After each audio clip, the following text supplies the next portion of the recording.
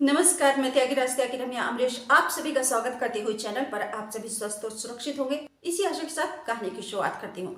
आज की कहानी उत्तर प्रदेश के फिरोजाबाद से। फिरोजाबाद के सिरसागंज थाना क्षेत्र का एक गांव पड़ता है सुमेरपुर। यहाँ पर सुरेश चंद्र रहते हैं अपने परिवार के साथ। उनका एक बेटा 32 वर्षीय नंद किशोर, वह शुक्रवार 14 जून 2024 को सुसाइड कर लेता है। रात के 8 बजे रात के समय में 8:30 के आसपास पेड़ से फांसी का फंदा लगाकर। और इसका कारण कौन है? इसका कारण है आप और हम सब ने की है। क्योंकि है और कैसे की बताऊंगी आप सबको आगे कहानी में। आप सभी से निवेदन करती हूँ कि पहले चैनल को सब्सक्राइब करके घंटी को दबा दीजिए, ऑल पर सेलेक्ट करके मेरे परिवार का सदस्य बन जाइए। क्या आपका जीवन दांव पे लगा है? क्या आपका साथ देने वाला कोई नहीं? जीवन से हताश निराश हो चुके हैं? तो आप संपर्क कीजिए मुझसे। मैं त्यागीराज त्यागी अमरीश आपके साथ 24/7। 32 वर्षीय नंद किशोर की हत्यारे आप और हम हैं, सभी है संयुक्त रूप से। क्योंकि उसके साथ जो घटना घटित हुई है वह आपके और हमारी कमी की वजह से हुई। उसको मजबूर किया है आपने, उसको मजबूर किया है हमने, और उसको मजबूर किया है प्रशासन ने, उन अधिकारियों ने जो एडमिनिस्ट्रेटिव लेवल पर बैठे हुए हैं। क्योंकि एक तो वह बेचारा पहले से ही परेशान था। उससे जानकारी मिली है कि लगभग 2 साल के पहले उस कोल्ड स्टोर का मालिक है, उसने आलू रखे हुए थे। कोल्ड स्टोर के मालिक ने उसके आलुओं में बेईमानी कर, तो वहाँ पे लॉस हुआ। लेकिन जैसे तैसे बेचारे ने उसको भी सहन किया और वह आगे बढ़ रहा था।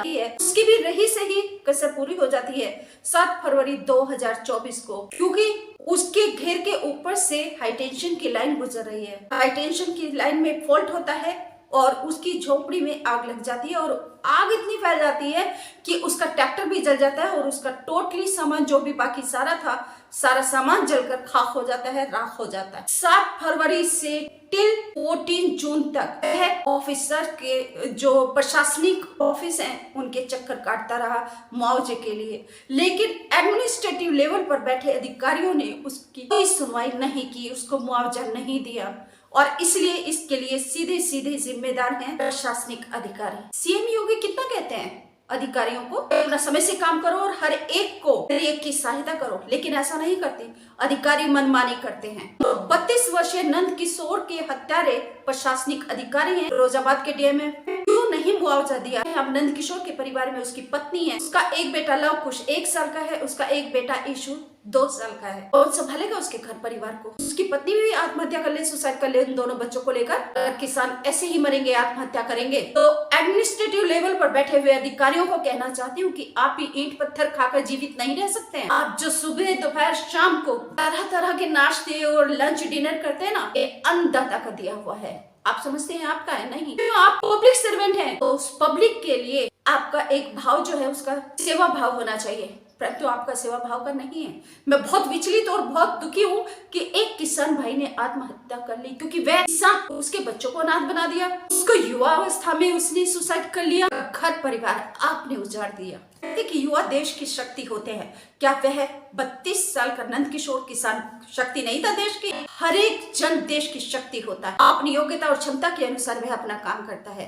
वह खेत में अन्न उगाकर वह सहायता कर रहा, देश को समृद्ध बना रहा था। क्या उसको 2 रोटी खाने का अधिकार नहीं? क्या उसको जीने का अधिकार नहीं? क्या किसान को अपने बच्चों की परवरिश करने का अधिकार नहीं? नौकर है क्या वो तुम्हारे? आपको जो सैलरी मिलती है ना, इस देश की पब्लिक की हुई होती है। इस देश में जो भी व्यक्ति काम करता है उसका जो भी वह टैक्स पे करता है उससे मिलता है। आशा करती हूँ कि आगे से आप ऐसी गलती नहीं करेंगे। और आप जो भी इस वीडियो को देख रहे हैं, आप सबसे कहना चाहती हूँ कि उसकी मौत के जिम्मेदार, किसान की मौत के जिम्मेदार सिर्फ प्रशासनिक अधिकारी नहीं, आप और हम भी हैं। क्यों? नंद किशोर के गांव के लोग जिम्मेदार हैं, हत्यारे हैं, उसके आसपास के लोग हत्यारे हैं, आप और हम हत्यारे हैं। कि क्या कोई भी ऐसा नहीं जो साथ देने वाला हो, जिस पर किसी को भरोसा हो, सब मिलके आगे बढ़े।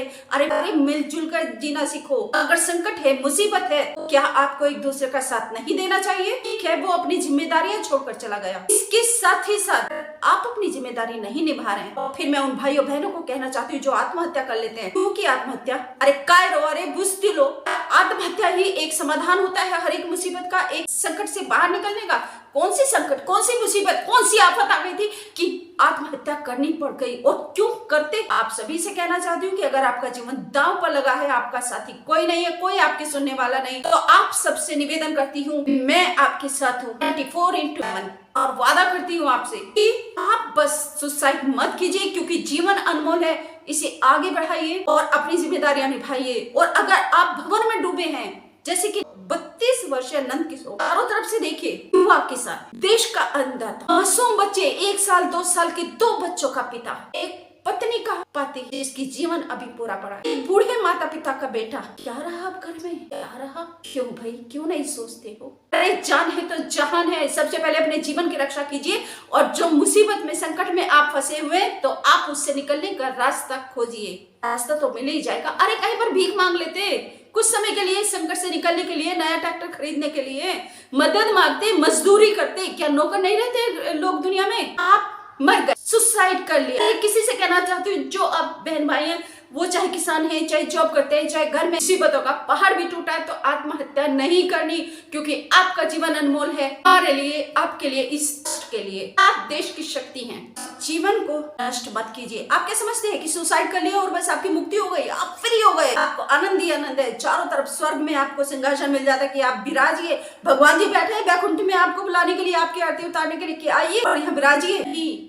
आप भटकते रहते हैं पूरी दुनिया में, एक सूक्ष्म स्वरूप में। आपको ना रोटी, ना पानी, ना कपड़ा, जीना चाहेंगे उस कंडीशन में, वो बहुत ज्यादा अच्छी है। मजदूरी कीजिए। आप संकट में फंसे भी हैं तो मजदूरी कीजिए, निकलिए उससे, उस भंवर में जहाँ आप डूबे, एक ऊंची छलांग लगा कर निकलिए पार। और आप सभी से कहना चाहती हूँ, एक दूसरे की सहायता करनी सीखिए, क्योंकि संकट में अगर दूसरा है तो कल आप भी हो सकते हैं। ये परिस्थितियां हैं, एक जैसी कभी नहीं रहती, किसी के साथ नहीं रहता है कि उनसे जीवन तो छीना ही, साथ में परिवार भी उजाड़ दिया। जाने उन दोनों बच्चों की परवरिश कैसे होगी, जाने उनकी पत्नी अब कैसे रहेगी, और जाने बूढ़े माँ बाप का अब क्या होगा। सूत्रों से जानकारी मिली है कि नंद किशोर के पिता सुरेश चंद ने बताया, हरिद्वार को जा रहे थे तो रास्ते में ही थे, ग्रामीणों का फोन गया रात के लगभग 11 बजे के आसपास, और उन्होंने बताया कि नंद किशोर ने पेड़ पर फांसी का फंदा लगाकर आत्महत्या कर ली है। रास्ते से वापस आए गांव सुमेरपुर में, और उन्होंने पुलिस को यह भी बताया कि आज नंद किशोर सुबह से ही परेशान दिख रहा था, तो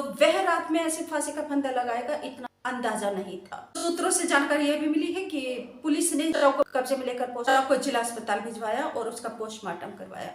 उन्हें आपसे निवेदन करती हूँ, चैनल सब्सक्राइब नहीं किया तो जल्दी से चैनल को सब्सक्राइब करके घंटे को दबाकर ऑल पर सेलेक्ट कर लीजिए, मेरे परिवार का सदस्य बन जाइए। और आपसे करबद्ध प्रार्थना, प्लीज स्टॉप सुसाइड, आत्महत्या बंद कीजिए। आत्महत्या समाधान नहीं है किसी भी समस्या का, किसी भी परेशानी और संकट का।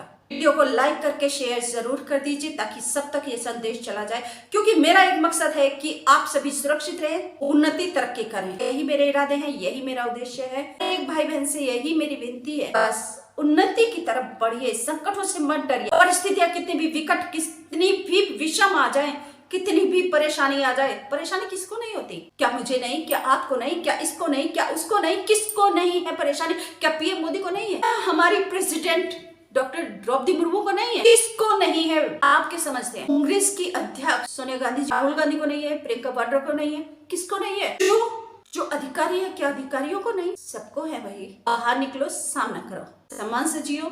बस इतना याद रखना कि सम्मान और स्वाभिमान उसकी रक्षा करते हुए बस आगे बढ़े, जो फिर क्या जीवन में चंगा ही चंगा। नमस्कार, थैंक यू।